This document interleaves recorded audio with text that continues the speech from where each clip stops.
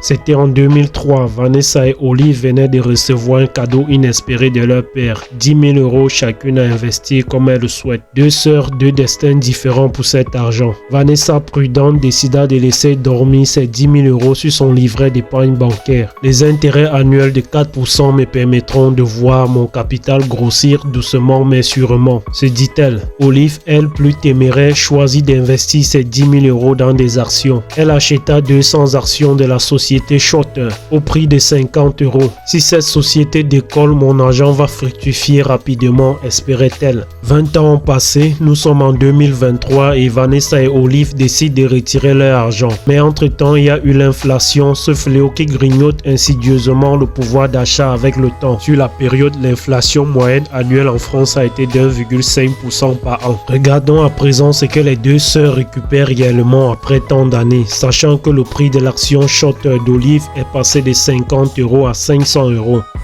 Vanessa, elle, aurait dû récupérer 24 000 €, mais avec l'inflation cumulée de 35% sur 20 ans, ces 24 000 € ne valent plus que 15 600 €. Olive, quant à elle, aurait dû récupérer 100 000 €, mais avec l'inflation, ces 100 000 € ne valent plus que 74 100 €. Ainsi, grâce à son investissement en actions, Olive a choisi une réserve de valeur bien plus sûre et efficace que Vanessa, qui a laissé son argent en banque. Entendons par réserve de valeur tout placement capable de conserver son pouvoir d'achat avec le temps. Autrement dit, une réserve de valeur permet de lutter contre l'inflation et l'érosion monétaire. L'immobilier, les actions, les obligations indexées, les matières premières, l'art, les objets de collection, les alcools prestigieux et les montres de luxe sont des exemples d'actifs tangibles capables de maintenir leur pouvoir d'achat face à l'érosion monétaire sur le long terme. Les monnaies fiduciaires conventionnelles telles que l'euro, le dollar ou le yuan se révèlent des piètres réserves de valeur face à l'inflation, à l'inverse des actifs que nous avons cités.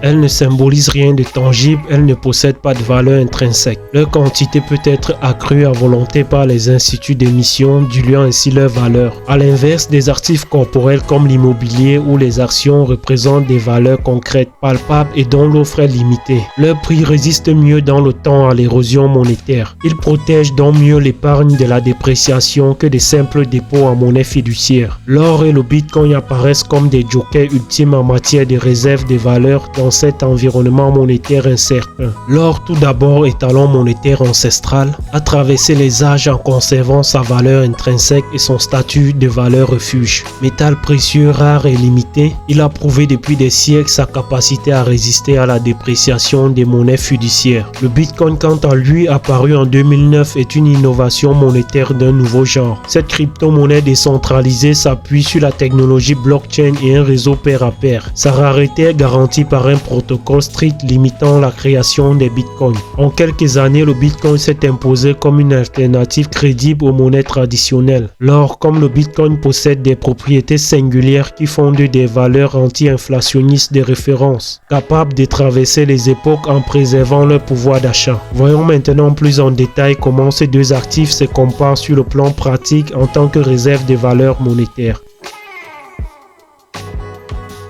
L'or tire sa rareté de sa présence limitée dans la nature et du coût d'extraction élevé des gisements. La production annuelle d'or est aujourd'hui de l'ordre de 3000 tonnes, un niveau qui devrait se maintenir durant les prochaines décennies. Cette rareté rend l'or précieux et en fait une réserve de valeur durable. La rareté des bitcoins repose sur un algorithme qui plafonne mathématiquement le nombre total de bitcoins à 21 millions d'unités. Cet algorithme garantit qu'il n'y aura jamais plus de 21 millions de bitcoins en circulation. Aujourd'hui, 17 millions de bitcoins ont été créés. Cette rareté programmée renforce la dimension de réserve des valeurs du bitcoin à l'image de l'or. Ainsi, que ce soit de façon naturelle ou artificielle, les deux partagent une caractéristique essentielle, une rareté absolue qui contraste avec l'abondance potentielle infinie des monnaies fiduciaires classiques. Cette rareté accrue leur confère une résistance à l'inflation.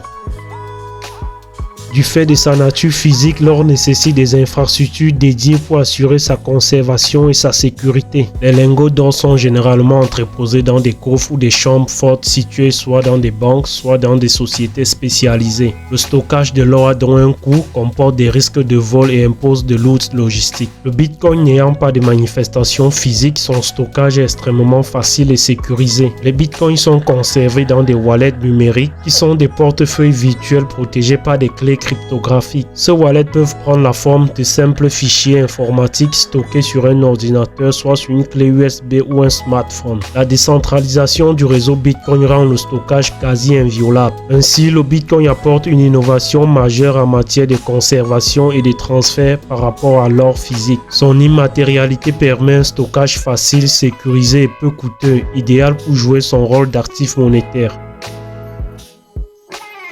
L'or est un actif lourd et encombrant à déplacer. Transporter ou expédier physiquement de l'or représente des coûts et des risques importants en matière de sécurité, comme nous l'avons souligné. En revanche, le Bitcoin est parfaitement adapté au transfert rapide et sécurisé, quelles que soient les distances. Grâce à Internet, également par des réseaux satellitaires, les réseaux mobiles privés, les radiofréquences, les réseaux LPWAN, les ondes radio terrestres, les Bitcoins peuvent être envoyés d'un wallet à un autre quasi instantanément. En tout lieu, sans contrainte physique et à coût minime. Cette facilité d'utilisation transfrontalière renforce l'attrait du Bitcoin comme monnaie d'échange et de réserve de valeur. L'or, à l'inverse, souffre d'importantes limitations physiques pour sa circulation. Le Bitcoin apporte donc une innovation fondamentale en matière de transfert.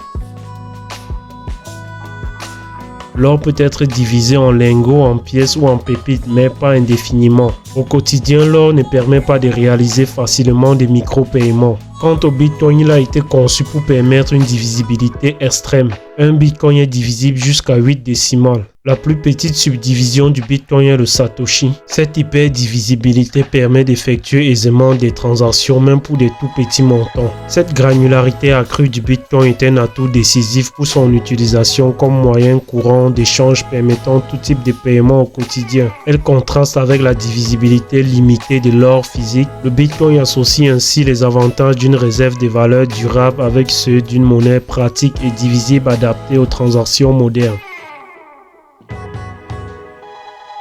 L'or n'est soumis à aucune autorité, institution ou gouvernement. C'est une ressource naturelle dont la production et l'utilisation ne dépendent d'aucune régulation centralisée. Son statut n'est dicté par aucune entité extérieure. Le Bitcoin repose sur un protocole open source et un réseau décentralisé. Cependant, le bon fonctionnement du réseau Bitcoin dépend de la communauté des mineurs qui valident les blocs de transactions. Ainsi, ni l'or ni le Bitcoin ne dépendent d'institutions centralisées. Toutefois, le Bitcoin repose sur un écosystème sous-jacent, à savoir la blockchain qui nécessite un consensus décentralisé entre les acteurs du réseau. L'or, quant à lui, est totalement déconnecté de tout système externe et n'obéit qu'à ses propres règles intrinsèques. Contrairement au Bitcoin, l'or a de nombreuses applications concrètes dans l'industrie grâce à ses propriétés uniques. Dans le secteur manufacturier, l'or est utilisé pour ses excellentes propriétés de conduction électrique et thermique, notamment en électronique et en aérospatiale. L'or entre également dans la fabrication de bijoux ou le blindage de composants sensibles dans l'aéronautique civile et militaire. On exploite aussi sa densité et sa résistance à la corrosion. Des applications médicales sont même à l'étude, comme l'utilisation des nanoparticules d'or pour le traitement du cancer. Le Bitcoin pour sa part n'a pas d'application industrielle directe, mis à part le domaine financier, en tant que monnaie et système de paiement alternatif. Son usage se concentre sur la sphère monétaire et transactionnelle.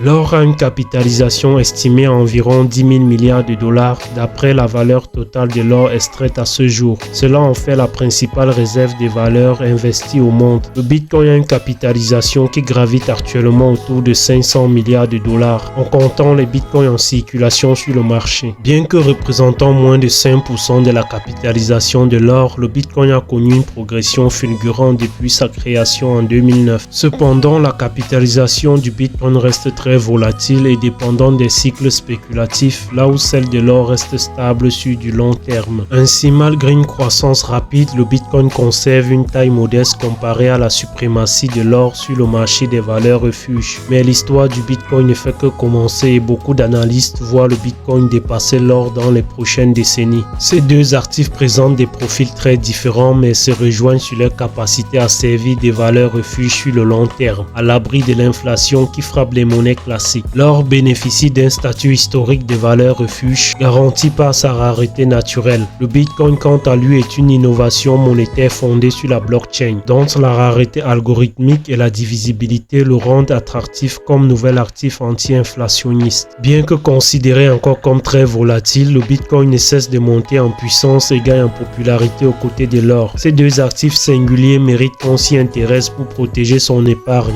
Découvrez toutes les subtilités du Bitcoin dans notre vidéo intitulée Les confessions du créateur de Bitcoin, où nous retraçons la fascinante histoire de cette crypto-monnaie révolutionnaire. Nous vous y expliquons en détail le fonctionnement technique de la blockchain qui lui sert d'épine dorsale. Une vidéo incontournable pour comprendre l'impact de Bitcoin. Abonnez-vous et à très bientôt dans une nouvelle vidéo.